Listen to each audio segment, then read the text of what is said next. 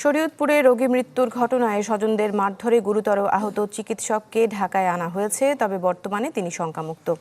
এই ঘটনায় দায়ীদের দ্রুত আইনের আওতায় আনার আশ্বাস দিয়েছেন স্থানীয় প্রশাসন।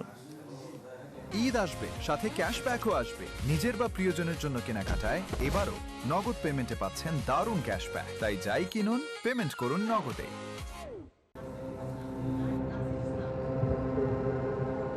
শুক্রবার মধ্যরাত এক রোগীর মৃত্যু ঘিরে উত্তপ্ত শরীয়তপুর সদর হাসপাতাল। এক চিকিৎসককে সংঘবদ্ধ কয়েকজনের বেধড়ক মারধরের দৃশ্য ধরা পড়েছে সিসি ক্যামেরায়। জানা যায়, সদর উপজেলার বিলাসখান গ্রামের 50 লাল মিয়া কাজী বুকে ব্যথা নিয়ে হাসপাতালে ভর্তি হন, এরপরই মারা যান। এ ঘটনায় চিকিৎসায় অবহেলার অভিযোগ এনে চিকিৎসক নাসির ইসলাম সহ নার্সদের মারধর করে 20 থেকে 25 জন। ভাঙচুর করা হয় হাসপাতাল। খবর পেয়ে নাসিরকে উদ্ধার করে পুলিশ, আটক করা হয় একজনকে। 3 তলা ভর্তি, তো আমি হেরায় কইছি যে আপনি উপরে আহেন, রোগীর অবস্থা খারাপ। হ্যাঁ, আমার উপরে যাইতাম না, রোগী নিয়ে চলে যাবেন।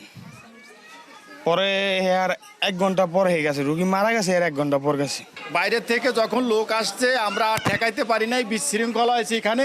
ছেলে বলতেছে আম্মু উঠো জাজিরে যাইতে হবে। কেন জাজিরে যাবো কেন? নাসিরে বলে মারছে কে।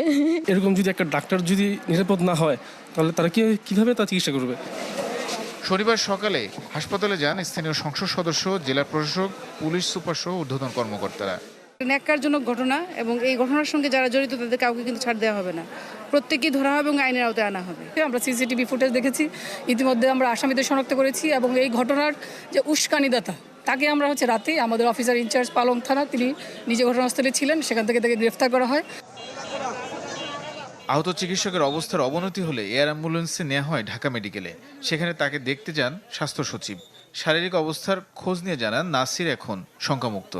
ডাক্তার সাহেবরা আছেন, ওনাদের তৎপরতা, ওনাদের দ্রুত চিকিৎসার মাধ্যমে স্থানীয়ভাবে চিকিৎসা, এবং এখানে আসার পরও ওনারা যেভাবে চিকিৎসা করেছেন, আমার বিশ্বাস আমাদের এই সহকর্মীকে আমরা আল্লাহর রহমতে হয়তো সুস্থ করে ইনশাআল্লাহ আমরা আবার কর্মে ফিরিয়ে আনতে পারবো ইনশাআল্লাহ।